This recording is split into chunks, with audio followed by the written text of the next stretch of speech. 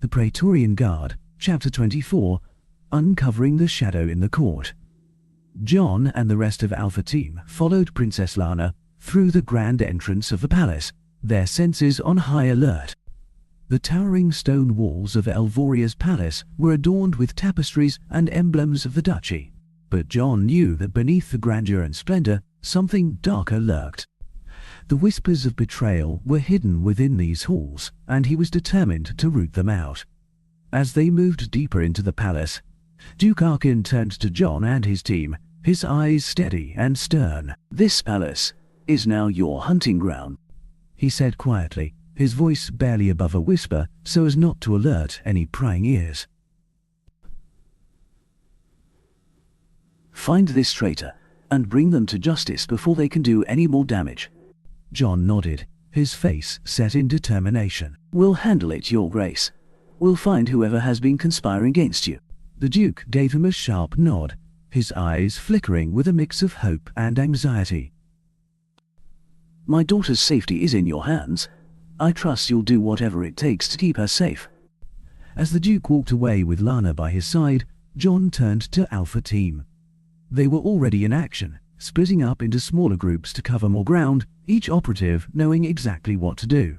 Sarah, ever the strategist, pulled John aside to give a quick rundown of their approach. "We'll need to work quietly," Sarah said, her voice low. "We can't afford to alert the traitor that we're onto them. We'll use every piece of intel we can gather, observe their movements, and lay a trap when the time is right." John nodded, his eyes narrowing. "Agreed. We blend into the background, keep our eyes on everyone, and gather every bit of information we can. No one is above suspicion until we have proof." With that, the team dispersed into the depths of the palace, each member taking on a different role, watching, listening and gathering information from the servants, guards, and courtiers. John adopted the guise of a silent observer, always close to Lana but never drawing attention to himself. He listened to conversations that weren't meant for his ears, watched every subtle glance, every nervous twitch. 2 weeks passed in a tense blur. The days were filled with endless investigations, quiet interrogations, and careful surveillance. The team combed through the palace from top to bottom, their eyes constantly peeled for any sign of disloyalty.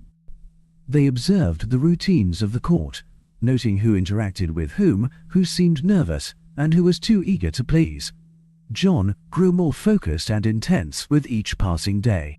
His frustration mounted as they followed lead after lead, only to find dead ends. The traitor was good, very good at covering their tracks. But the shadows were relentless, and John knew that no matter how clever the traitor thought they would eventually make a mistake. Finally, on the 14th day, they caught a break. John was in the library, posing as a guard while Lana held a meeting with a group of her advisors. His eyes caught a flicker of movement outside the window, a shadowy figure slipping into the adjacent room where the palace's communication equipment was stored. The figure moved with practiced stealth, but John's trained eyes saw through the facade. He signaled to Sarah and the rest of the team with a quick hand gesture, indicating he was going in for a closer look. The team spread out, silently converging on the communication room, their movements smooth and coordinated. John slipped inside the room and saw the figure hunched over a communication console, typing rapidly. He moved silently, his plasma blade in hand, ready to strike. As he got closer, the figure turned, and John's eyes widened in shock. It was Lana's cousin, Callan Arkin, a young noble who had always seemed loyal to the Duke's family, with a reputation as a charming diplomat and strategist. His eyes met John's, and for a split second they were filled with panic before he quickly masked it with a sneer. Well, look who found me," Callan said, straightening up, his voice dripping with false bravado. "I must say, you're more persistent than I expected." John's grip on his blade tightened, his voice calm, but laced with anger. "Drop the act, Callan. We know you're the one feeding information to the Glabus and the pirates. You're the traitor who's been working against your own family." Callan's lips curled into a smirk, his eyes glinting with a dangerous mix of arrogance and bitterness. "Traitor? I prefer to think of myself as a visionary. My uncle, Duke Arkin, is stuck in the past, blindly loyal to a corrupt empire that doesn't deserve his loyalty. The Glabbers have shown me a future where I'm not just a shadow in this court, but the ruler of these lands. Sarah stepped into the room, her gun trained on Callan, her face a mask of fury. You're a fool if you think the Glabbers will keep their promises. They'll use you and throw you away the moment you outlive your usefulness. Callan's eyes flickered with defiance. The Glabbers have power, real power, more than my uncle could ever dream of wielding. And with their backing, I could be the one in control of Elvoria, not just a pawn in Duke Arkin's game. John's face hardened, and he took a step closer, his voice now ice cold. You were willing to betray your own blood for power. You put Princess Lana, your own cousin, in danger just to climb a little higher on the ladder? For a moment, something flickered in Callan's eyes. Guilt, regret, or maybe just a shred of humanity. But then, it was gone, replaced by the cold calculation of someone who had already crossed too many lines to turn back. Lana is a means to an end, he said, his voice flat. This is about survival, John. This is about taking what's rightfully mine before it's too late. Without warning, Callan lunged for the console, his hand reaching for a hidden weapon. But John was faster.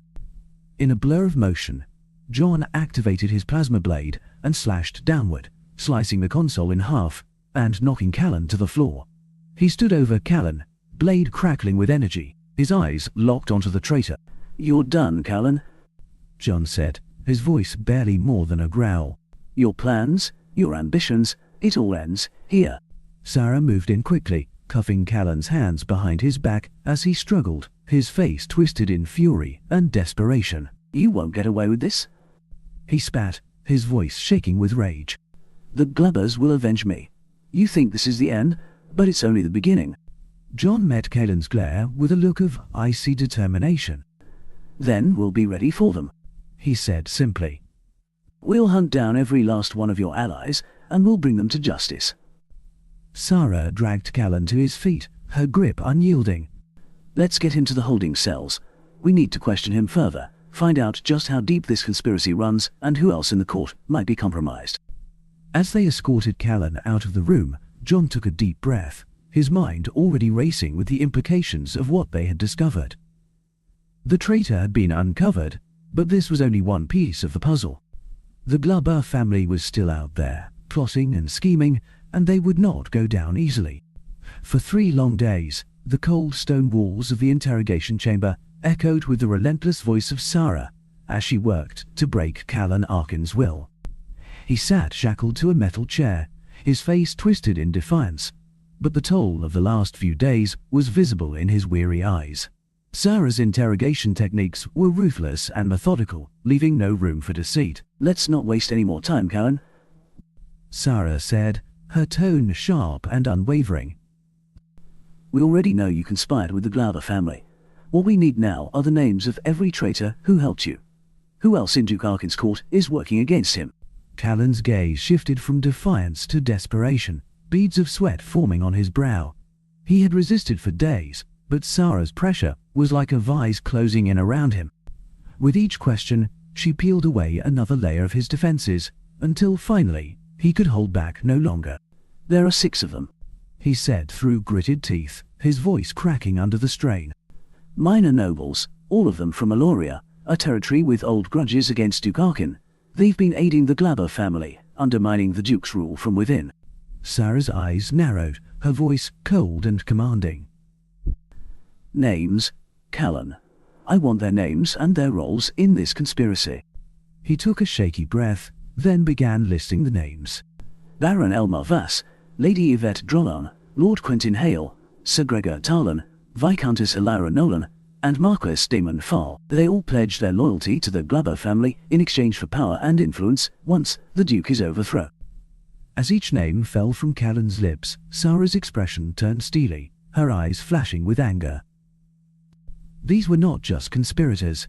They were traitors who had sold out their honor and their land for the promise of wealth and control. She turned to John, her voice steady yet tinged with a quiet fury. We have our targets, John. It's time to hunt them down. John nodded, his expression grim but resolute. We'll make sure they pay for their betrayal. They won't see us coming. John and his team set out immediately, their movements swift and coordinated as they began the hunt for the traitorous nobles of Aloria. Each operative moved with the precision and stealth that defined the shadows of the night. They had trained for missions like this, where every step was a calculated strike against the enemies of the Empire. Baron Elmar Vass was the first to fall.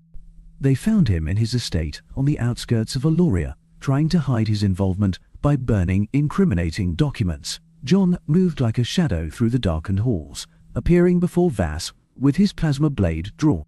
The Baron's pleas for mercy were cut short as he was taken into custody, his plans shattered. Next was Lady Yvette Drollan, who had thought herself safe in her fortified manor. But John's team breached her defenses with a precision assault, capturing her as she tried to flee through hidden tunnels. Her defiant stare turned to panic as Sarah stepped forward, reminding her that there was no escape from the justice of the shadows. One by one, the team hunted down the remaining traitors. Lord Quentin Hale, who had used his wealth to bribe local officials, was dragged from his lavish quarters in chains. Sir Gregor Tarlan, who had armed the pirates with weapons from Duke Arkin's armories, was caught attempting to escape on horseback.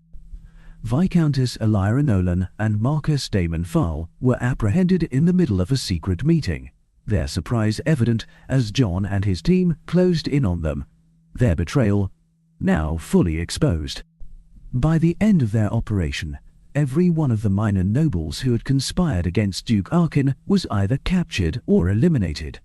The court of Aloria, once tainted by treachery, was purged of its disloyalty. While John and his team were dismantling the traitor network, Sarah continued to work tirelessly to pinpoint the location of the pirate base. With the data extracted from Callan and the clues gathered from the captured nobles, she pieced together the puzzle, using advanced tracking software and satellite surveillance. Her eyes narrowed as a new signal flickered on her screen, showing the pirate's location. There you are, she muttered to herself, her fingers dancing over the console. She leaned in closer, her eyes lighting up with satisfaction as the base's coordinates came into focus. She immediately contacted John, who had just finished the last of the arrests. John, I found them, Sarah said, her voice tinged with urgency. The pirates are using an asteroid base hidden in the Sigma Drift sector, just outside of Alvorian space. It's heavily fortified, but now that we know where they are, we can prepare a proper strike. Joan's face hardened, the anticipation of the coming battle clear in his eyes. Good work, Sarah. It's time we finish this. We've rooted out the traitors.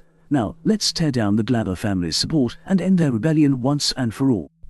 During the quiet moments between missions, John found himself spending more time with Princess Lana. What had started as a formal duty to protect her evolved into a genuine friendship. They shared conversations about their pasts, their hopes, and the weight of the responsibilities they both carried. Lana's presence became a welcome respite from the constant storm of battle and strategy. One evening, as the team took a brief pause to regroup, John and Lana found themselves walking through the palace gardens. The soft glow of the evening sky cast a warm light over them, and the sound of water trickling from a nearby fountain filled the air. You know, John, Lana said, breaking the comfortable silence. I never imagined we would become friends through all this chaos. I've always been surrounded by people who treat me like a fragile artifact, but with you it's different. You see me as a person, not just a princess. John gave her a small smile, the kind that softened the edges of his usual stern demeanor. I think you've proven you're far from fragile, Lana. You've shown a lot of courage, standing up to these traitors in your court. I respect that. Lana blushed slightly, her eyes sparkling with gratitude. Thank you, John. You have no idea how much that means to me. You've been a rock through all of this. I feel like I can face anything with you by my side. John met her gaze, a warmth in his eyes that hadn't been there before. And I'll be there as long as you need me, Lana. We've got each other's backs now. That's what friends do. She smiled, her expression filled with both relief and something deeper. A bond forged in trust and mutual respect. To friendship, then, she said softly. To friendship, John echoed, knowing that their connection was one of the few good things to come out of this turmoil. As they continued walking through the gardens, John felt a sense of clarity and purpose.